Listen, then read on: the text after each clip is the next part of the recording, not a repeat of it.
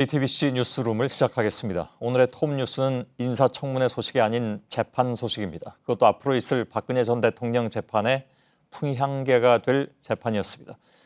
특검 수사에서 1호 구속 대상이었던 문형표 전 보건복지부 장관에게 징역 2년 6월이 선고됐습니다. 문 전 장관이 삼성물산과 제일모직 합병 찬성을 위해서 국민연금공단에 압력을 행사했다고 1심 법원이 유죄를 인정한 것입니다. 법원은 함께 재판에 넘겨진 홍완선 전 국민연금공단 기금운용본부장에 대해서도 2년 6월을 선고하고 법정 구속했습니다. 법원은 박근혜 전 대통령의 지시가 있었는지 여부에 대해서는 직접 판단을 내리진 않았습니다. 이것은 핵심 쟁점인 뇌물죄와 연결되는 것이어서 오늘 재판 결과가 더욱 주목받을 수밖에 없게 됐습니다. 먼저 법원 취재기자를 연결하겠습니다.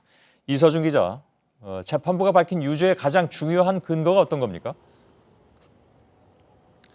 문형표 전 장관이 복지부 공무원들에게 한 지시가 입증됐다는 겁니다. 예를 들어 합병 성사가 됐으면 좋겠다. 합병 찬반을 결정하는 전문위원회 위원들의 성향을 파악해봐라.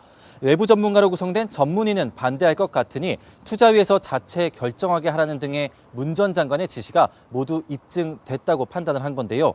또 홍완선 전 본부장의 경우 이런 지시를 받고 삼성계열사 합병에 따른 시너지 효과를 조작해서 이 투자위원들에게 설명을 하도록 하고 또 이 투자위원들을 따로 불러서 찬성을 종용하도록 한 점 등이 모두 입증이 됐다라고 판단한 겁니다. 네. 근데 이제 그동안에 두 사람은 재판에서 모든 혐의를 부인해 오지 않았었던가요? 네, 맞습니다. 문 전 장관은 지시를 한 적이 없고 국민연금은 자율적으로 적법하게 찬성 결정을 내렸다고 주장을 해왔습니다. 홍 전 본부장 역시 삼성계열사 합병 찬성을 종용한 적이 없고 이 삼성 합병 찬성으로 국민연금은 손해를 받지 않았다라고 주장을 해왔는데요. 하지만 증인으로 재판에 나온 수많은 복지부, 국민연금, 청와대 관계자들은 두 사람과 정면으로 반대되는 증언을 해왔기 때문에 재판 결과에 두 사람의 주장은 전혀 반영되지가 않았습니다.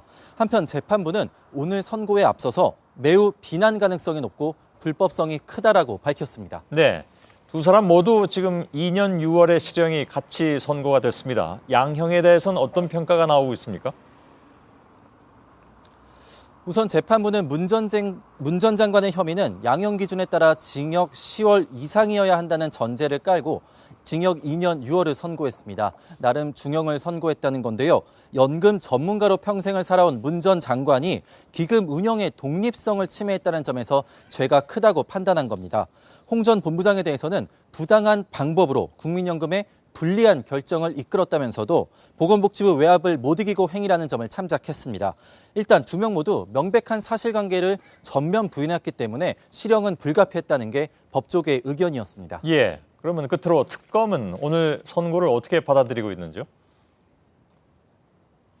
예, 특검은 두 사람에 대해서 징역 7년을 구형하지 않았습니까? 예. 국민들의 노후 자금에 손실을 끼쳤다는 점에서 일반적인 직권남용과 배임보다도 더 강한 처벌이 필요하다고 봤기 때문인데요. 따라서 오늘 2년 6월의 선고보다 더 높은 형을 선고해달라는 취지로 항소를 할 예정입니다. 예.